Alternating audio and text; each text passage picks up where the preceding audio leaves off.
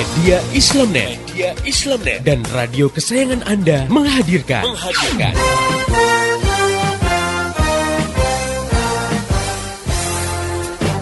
Voice of Islam. Saya pernah nonton satu acara televisi, di situ ada party, pesta-pesta di sebuah diskotik, lalu dibikin kuis. Cuman kuis itu syaratnya hanya boleh diikuti oleh pengunjung yang bawa alat kontrasepsi, alias kondom. Ternyata banyak yang bawa. Paling datang itu anak muda semua gitu kan. Kita ditanya, kenapa kamu bawa? Loh, kita kan nggak tahu apa yang terjadi setelah ini. Wow, jadi mereka sudah sedia payung sebelum hujan gitu ya. Sedia kondom sebelum berzina. Astagfirullahaladzim ya. Kenapa kok seperti terjadi? Karena satu, karena kita sudah hidup di alam sekuler. Hidup dengan landasan memisahkan agama dari kehidupan. Jadi agama udah nggak dipandang. Asma binti Yazid al-Ashhaliyah yang sedang dia ingin menanyakan satu masalah di hadapan Nabi dan para sahabat. Nah, saat itu ada forum Nabi dengan para sahabat. Nah, saat itu Asma menanyakan tentang kedudukan peran perempuan dalam rumah tangga dibandingkan dengan peran kaum laki-laki ya. Bagaimana posisinya? Apakah perempuan itu bisa meraih pahala yang seperti laki-laki lakukan gitu ya? Nah, saat itu Rasulullah memuji pertanyaan yang diungkapkan Asma itu di hadapan para sahabat. Nah, ini kan menggambarkan ya bahwa saat itu Asma berbicara, kan ada suaranya di hadapan para sahabat dan Rasulullah memuji dan membiarkan, dan ini menunjukkan bahwa suara itu bukan aurat gitu. Dalam Islam, kehidupan laki-laki dan perempuan itu diatur baik dalam kehidupan umum. Misalnya dalam pergaulan di sekolah, di terminal, di jalanan umum, di perkantoran ya gitu. Dan juga di dalam kehidupan khusus di dalam rumah. Jadi memang Islam sudah memberikan batasan-batasan di mana laki-laki dan perempuan itu di dalam bergaul, berkomunikasi itu memiliki aturan-aturan tertentu. Jadi bukan berarti dengan diatur dipisahkan gitu ya kehidupan laki dan perempuan, benar-benar laki perempuan tuh nggak boleh ngomong, nggak boleh ketemu gitu. Ada yang mungkin menganggap kejem banget Islam tuh ya, jadi kayak di karantina gitu laki dengan perempuan. Tidak demikian. Namun ini catatan pentingnya, bukan berarti diperbolehkan jadi segalanya jadi boleh gitu ya. Dalam persoalan yang bersifat pribadi, nah ini tidak boleh laki-laki dan perempuan yang bukan mahramnya itu menjalin hubungan khusus gitu ya tanpa disertai mahram.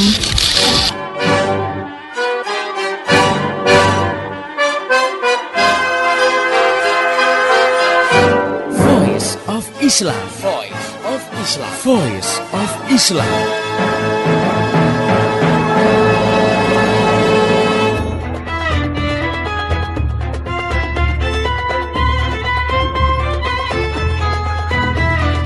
Halo Indonesia, Assalamualaikum warahmatullahi wabarakatuh. Pendengar yang budiman, apa kabarnya hari ini? Senang sekali saya hari ini, Bunga Intan, bisa jumpa kembali dengan Anda dalam program Voice of Islam, kerja bareng Media Islamnet dengan radio kesayangan Anda ini. Selama 30 menit ke depan, Voice of Islam akan menemani Anda dalam rubrik Female Chatting, sebuah rubrik yang akan membahas permasalahan-permasalahan seputar kehidupan wanita, baik tentang pemikiran dan hukum-hukum Islam yang berkaitan dengan wanita. Pendengar yang beriman, di studio telah hadir Ustazah Insinyur Nani Wijayati yang akan mengasuh rubrik Female Chatting ini. Beliau adalah wakil pemimpin redaksi majalah Female Readers. Baik, kita sapa dulu beliau. Assalamualaikum Ustazah. Waalaikumsalam warahmatullahi wabarakatuh. Oke, bagaimana kabarnya hari ini? Baik, alhamdulillah, Mbak Intan. Pendengar yang budiman, Ustazah Insinyur Nani Wijayati ini juga tidak sendiri. Kita juga kedatangan tamu, yaitu Mbak Inke. Mbak Inke itu seorang karyawati di perusahaan multinasional di Jakarta. Assalamualaikum Mbak. Waalaikumsalam warahmatullahi wabarakatuh. Mudah-mudahan masih semangat ya. Iya, Ramadan. Oke, pendengar, kita akan berbincang-bincang di suasana Ramadan di Indonesia ini ya. Semakin bertambah variasi acara-acara yang diadakan oleh kaum muslim untuk mengisi bulan Ramadan yang penuh berkah ini kan. Dari mulai acara yang benar-benar ditujukan untuk bertakarub kepada Allah, menambah ilmu, ada juga yang sekedar memperkuat silah ukhuwah sesama muslim. Nah, ini dia salah satunya yang akan menjadi fokus bincang-bincang kita kali ini, yaitu rame-rame buka puasa di kafe. Nah, berirama ya judulnya, rame-rame buka puasa di kafe ya. Yang jelas fenomena ini sekarang mulai banyak sebab kalau dulu berbuka puasa bersama itu biasanya dilakukan di rumah salah seorang teman, tapi sekarang sudah mulai berpindah ke hotel dan ke kafe gitu. Oke, tanpa berpanjang lebar, saya langsung ingin tahu pendapatnya Mbak Ingke nih ya. Ngomongin soal buka puasa kan jadi lapar nih ya rasanya. Apalagi kalau buka puasa itu di kafe atau hotel, itu sudah tempat-tempat itu sudah terkenal dengan hidangannya kan. Iya. Jadi ya bener lah, menunya sudah pasti oke dan benar-benar menggoda. Aduh, mudah-mudahan pendengar tidak jadi tergoda semangat ininya ya, saumnya. Tapi menurut Mbak Ingke, melihat fenomena buka puasa bersama di kafe atau hotel berbintang nih Mbak, gimana menurut Mbak? Ya, kalau tadi saya disebutkan sebagai seorang karyawati di sebuah perusahaan di Jakarta, mungkin juga lebih tepat kalau dikatakan sebagai praktisi buka puasa di hotel mungkin ya. Oh, sering melakukan. Jadi memang faktanya menghadapi bulan puasa ini minggu ketiga kira-kira ya. Jadi sudah ramai nih datang undangan Ya. yang memberikan ajakan ke kami ini untuk hadir di acara buka puasa bersama. Ada yang diadakan internal gitu ya, dari masing-masing divisi, masing-masing departemen. Kemudian ada juga yang dari pihak partner dari luar gitu ya, mungkin seperti vendor gitu. Iya. Ya memang kelihatannya semenjak saya masuk bekerja itu kondisi ataupun fenomena buka puasa bersama di luar ini sudah menjadi tradisi atau kebiasaan setiap Ramadan gitu. Tradisi ini mungkin hanya akan ditemui mulai saya masuk sampai saat ini di perkantoran maupun di perkotaan ya. Kalau Mbaknya bilang dulu mungkin cuma di rumah teman gitu. Yeah. Itu juga saya alami sebelum saya pindah ke Jakarta gitu. Iya. Anak-anak sekolah pun Anak ya. sekolah biasanya juga sekarang udah mulai masuk ke hotel juga Mbak. Saya berapa kali menemukan ke hotel, ke mall-mall terutama ya. Untuk Itu juga sekolah-sekolah, karena iya. memang ternyata fenomena ini ditangkap oleh pelaku bisnis makanan gitu ya, mungkin dari kafe kemudian juga hotel memang menyediakan paket-paket selama berbuka puasa itu selama Ramadan ini, paket-paket yang menarik untuk orang-orang yang memang tertarik untuk mengadakan buka puasa di luar gitu. Jadi memang promosinya cukup program gencar Ramadan dan menggiurkan. Iya. Oh, demikian ya Mbak ya. Kalau saya pribadi, saya yakin pendengar Budiman juga ingin tahu ya, sebenarnya hukum berbuka puasa bersama itu memang ada larangannya atau tidak? Silakan. Tapi yang ini saya ingin untuk ke Ustazah Nani dulu. Baik Mbak Intan dan juga Mbak Ingke serta pendengar yang budiman. Terima kasih Mbak Ingke mau hadir meramaikan perbincangan kita di Senior Chatting kali ini ya. Kalau ditanya tentang hukum larangan tentang berbuka puasa bersama, saya kira kalau kita buka seluruh kitab fikih nggak ada ya, gitu. Yang ada justru anjuran untuk menyegerakan berbuka, itu jelas gitu. Nah, apakah berbuka itu mau dilakukan sendiri dengan keluarga di rumah atau di luar rumah? Itu tidak ada secara khusus statement yang melarang gitu. Jadi tidak haram kita mau berbuka puasa bersama.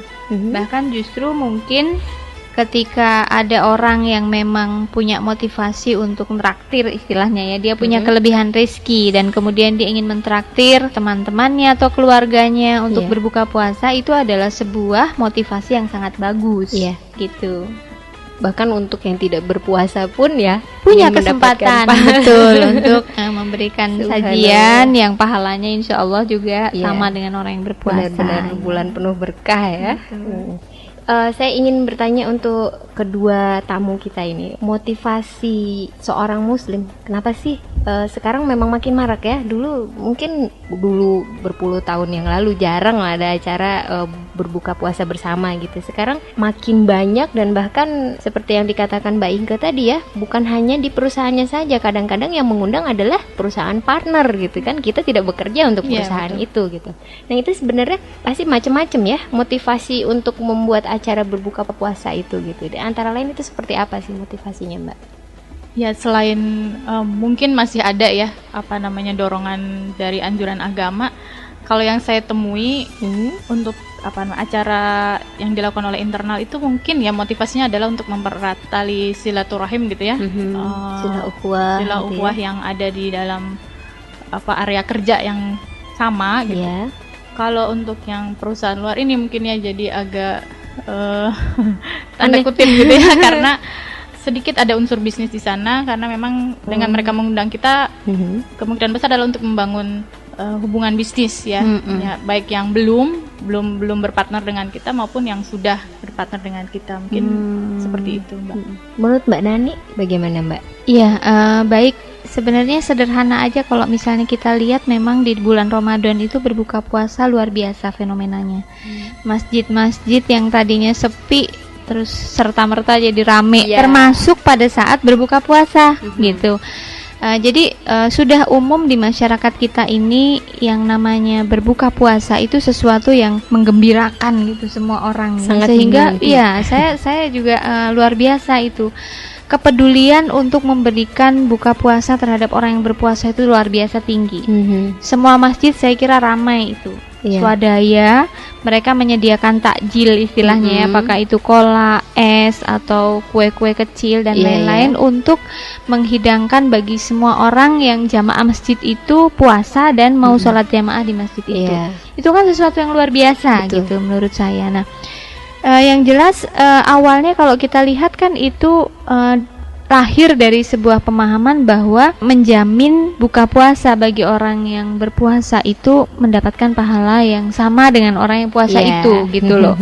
Nah, kalau kemudian yang terjadi fenomenanya di kalangan perkantoran atau perkotaan itu justru ada motivasi lain gitu ya, yang ikut serta dalam acara itu, akhirnya menjadi sebuah event yang menurut saya lifestyle tersendiri gitu ya, tren gitu. Kayaknya kalau nggak buka puasa di mall atau di kafe, di hotel berbintang pada bulan Ramadan ini kayaknya nggak afdol gitu. Nah, ini kan nggak ada dalilnya, nggak ada dalilnya gitu. Jadi mungkin ya masukan saya, tolong kalau teman-teman yang di perkantoran atau di kota-kota metropolitan itu mengadakan hal yang serupa itu dijaga gitu ya hatinya. Nah, apalagi Mbak Inga tadi bilang ada motivasi bisnis yang lain ya. Kalau misalnya itu sifatnya antar perusahaan. Nah, kalau misalnya traktir antar temen, wah ini motivasinya apa nih gitu ya? PDKT atau apa gitu kan? PDKT atau pamer apalah misalnya itu. Yang penting jangan sampai motivasi itu dinodai oleh hal-hal yang bisa merusak pahala yang sesungguhnya besar bisa dia peroleh gitu. Ya itu tadi benar, saya baru terbersit sekarang gitu ya. Jadi baru tahu bahwa ada acara buka puasa bersama antar perusahaan gitu, bukan untuk silah ukhuwah di satu lingkungan kerja gitu ya. Dan ternyata motivasinya lain ya, memang benar-benar harus dijaga itu niatnya. Oke, pendengar yang budiman, jangan kemana-mana dulu karena saya Bunga Intan dan Ustazah Insinyur Nani Wijayati dan juga Mbak Inke masih akan kembali setelah satu selingan berikut ini. Lewat sudah hari ini, panas puasa, alun azan, tanda buka, basahi jiwa.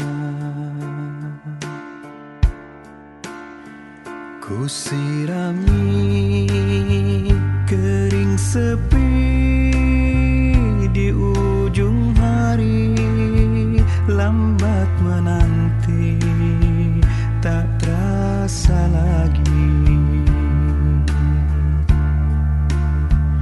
Terimalah puasa hamba, ya Allah ya Rabbi, walau masa mengikat hawa lalai terlena.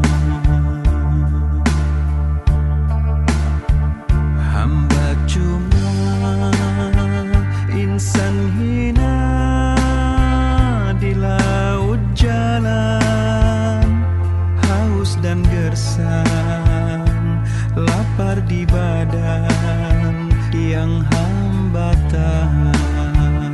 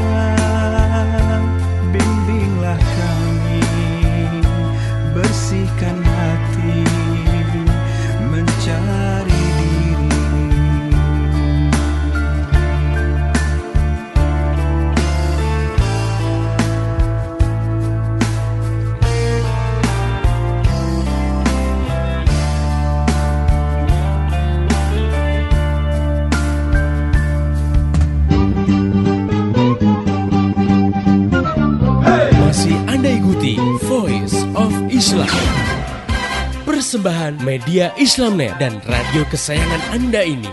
Voice of Islam, Voice of Islam, Voice of Islam.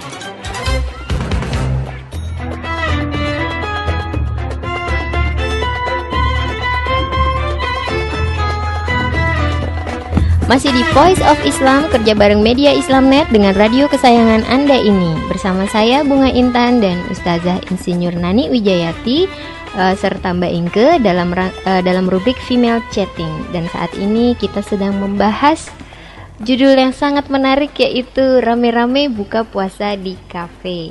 Seperti tadi kita sudah bicarakan bersama pendengar yang budiman, bahwa macam-macam motivasi orang untuk membuat acara buka puasa bersama. Kemudian tren buka puasa bersama di kafe itu juga sekarang sudah tidak aneh gitu kan. Sekarang bagaimana sih, apa saja yang harus kita waspadai? Karena namanya juga Ramadan, menjaga niat jangan sampai hilang dan segala aktivitas kita itu tidak ternodai oleh hal-hal yang kelihatannya sepele tapi kita lengah kemudian mengurangi nilai dari saum ini sendiri gitu ya. Apa kira-kira yang perlu diwaspadai ketika kita ditraktir buka puasa bersama di kafe atau di hotel? Nah, Mbak Inke, gimana menurut Mbak Inke? Iya, kalau dari fakta yang saya temui dari tahun ke tahun itu, kesulitan pada saat kita berbuka puasa di tempat umum seperti hotel atau kafe, di mal-mal seperti itu. Satu yang paling terasa mungkin adalah kesulitan ketika kita mau melaksanakan sholat maghrib. Itu kan kita namanya juga buka puasa saat maghrib. Tapi kalau misalnya di rumah itu kan mungkin mudah ya, kita minum sedikit, sholat, baru dilanjutkan dengan makan-makan. Ini masalahnya adalah tempat makan gitu. Nah, untuk di beberapa hotel memang ada menyediakan khusus satu kamar dibuka gitu ya Mbak, untuk jadi musola dadakan gitu. Cuman saya lihat kelihatannya ini juga kurang memadai gitu, karena pertama kita itu kesulitan dari sisi wudhu ya, dari masalah wudhunya itu, yaitu kan kamar yang difungsikan sebagai musola dadakan. Nah, itu dari segi itu aja udah mungkin agak sulit ya. Maksudnya perlu tekad baja gitu untuk keluar dari ruangan makan kemudian menyempatkan sholat. Jadi bahasanya menyempatkan, padahal itu kan seharusnya utama ya. Nomor 2 itu mungkin yang paling krusial juga dari segi makanan. Kita mesti melihat nature-nya hotel berbintang. Itu sebetulnya kan tidak hanya menyediakan makanan halal ya Mbak.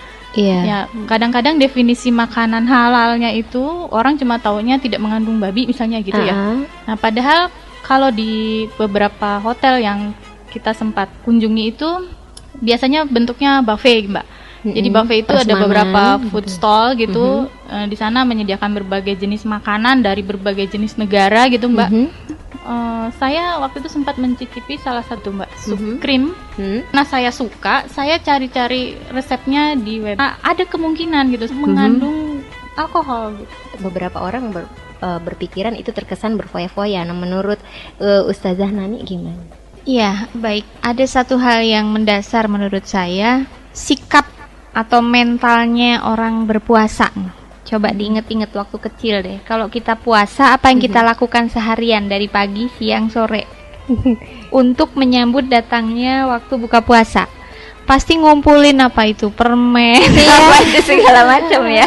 Jadi ini tobiinya gitu. Tobiinya orang yang puasa itu dia kayaknya nanti kalau mau buka puasa itu pengen makan yang spesial, yang lezat gitu ya, karena dia sudah menahan gitu. Nah, sebenarnya sah-sah saja hal ini gitu ya, tidak haram dilakukan.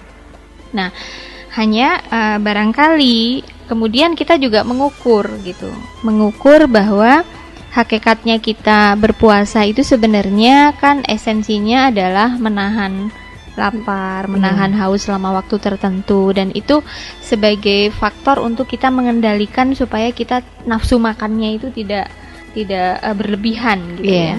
Nah, kita lihat misalnya ya, kalau kita mau bandingkan misalnya, di satu sisi sebenarnya berbuka puasa itu sesuatu yang harus disegerakan gitu ya. Rasulullah sangat menganjurkan untuk menyegerakan buka puasa. Bahkan dalam hadisnya beliau bersabda, la yazalun nasu bi khairin ma'ajjalul fitra.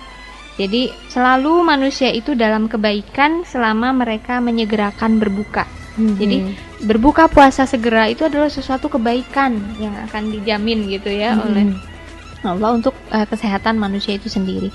Tetapi di lain sisi kita lihat bagaimana Rasulullah SAW itu berbuka puasa. Nah, dalam hadis yang cukup panjang, ini artinya Rasulullah SAW biasa berbuka dengan beberapa buah kurma sebelum sembahyang. Jika tidak ada, maka dengan kurma kering. Jadi kalau sebelumnya kurma basah ya, kalau nggak ada kurma kering. Dan jika tidak ada pula, maka direguknya beberapa teguk air, gitu ya. Jadi itu saja. Hidangan untuk buka puasa ya, membatalkan udah selesai puasanya itu. Iya.